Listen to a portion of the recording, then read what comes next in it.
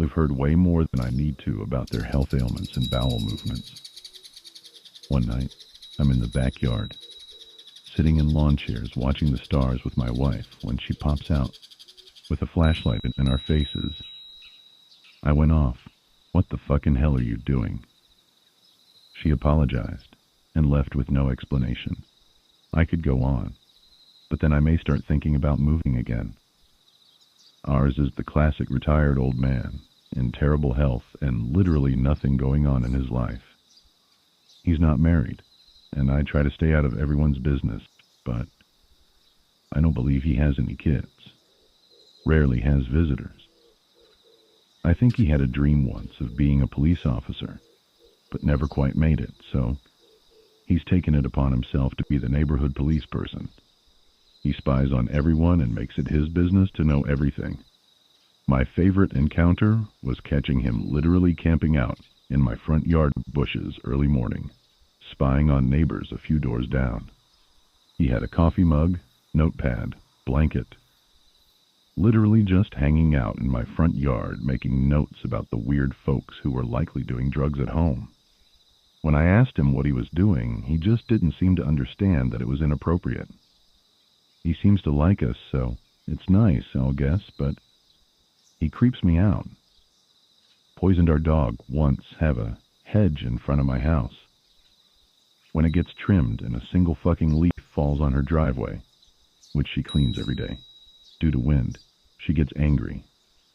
One time she just let leaves blow onto her driveway. She then picked all of them up and put them in a bag, which she hung on my door, saying that it belongs to us in an angry voice. One time in 2004, my mom participated in a TV show where a singer would visit your house and a professional chef made food for you and the singer. She constantly yelled at the camera crew and tried to hit their equipment with a broom. My guy was married, but lived totally separate from his wife. She would visit every so often, and he would travel to her too, every now and then. I always wondered about that until I got a chance to be invited into his house.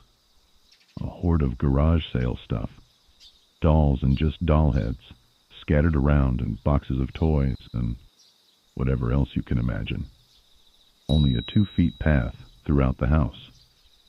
He also had an overgrown yard, full of all kinds of plants. It was kind of cool looking, but seeing an overgrown jungle after some years was a bit concerning. Nice guy, and we would share a beer all the time. My best neighborhood friend. He took it upon himself to mow my lawn while I was at work. My mower broke and I couldn't get it fixed. Needed to wait until next payday. Ran over a rock in my yard, damaged his mower, and asked that I pay to replace the blades. Dude, I didn't even ask you to mow my lawn. We used to live next to a woman that would have a disco party for her cats in her backyard at 2 a.m. every few days. She would put up a disco ball and party lights with music playing. It was a little bit odd, but what made it crazy was her dancing like a Native American performing a ritual around the disco ball.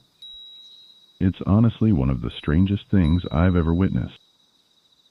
He had 3 little trees in his front yard, and one day lemons appeared on them. We were like, whoa, those lemons grew so fast, and on closer inspection we realized they were fake lemons. Before I moved out of my parents' place, the neighbor on the other side of the backyard fence was always doing crazy shit.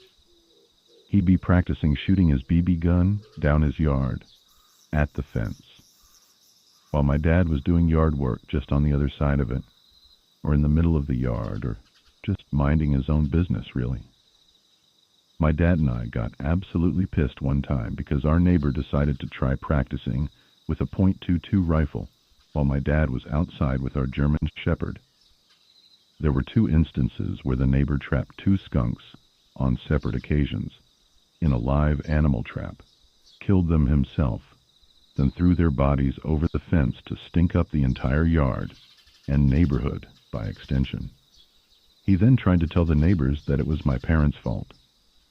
My dad simply cleaned up the messes, disposed of the skunk remains properly, then told the neighbors the truth of the matter, before the wacko managed to. It helped in our defense that our other neighbors already viewed the guy as the crazy neighbor. My dad also invested in a camera system and set it up on the shed just by the fence. Oh well, the neighbor's dead now. Heart attack or some shit. I forgot what my dad said.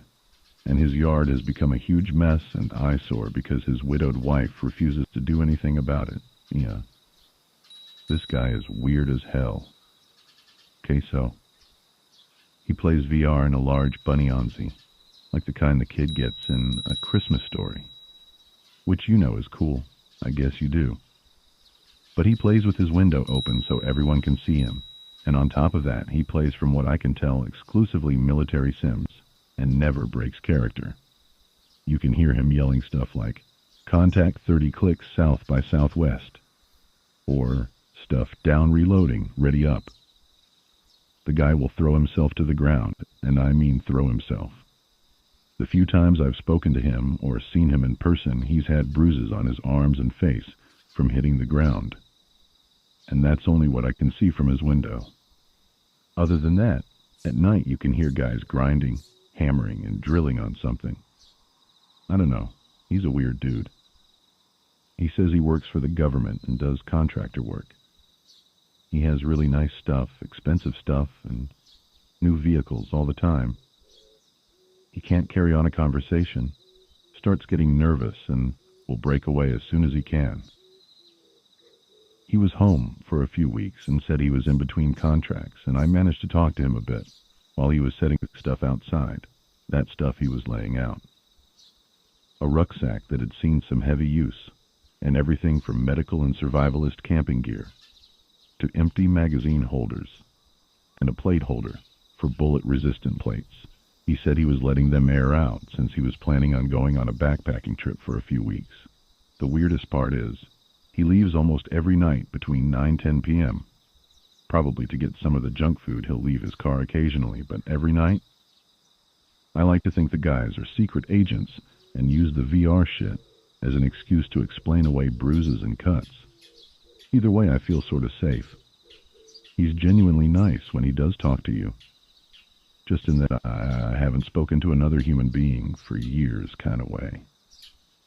Well, before I moved back into the house, our tenant thought he saw our neighbor watching his daughters and decided to stab the neighbor.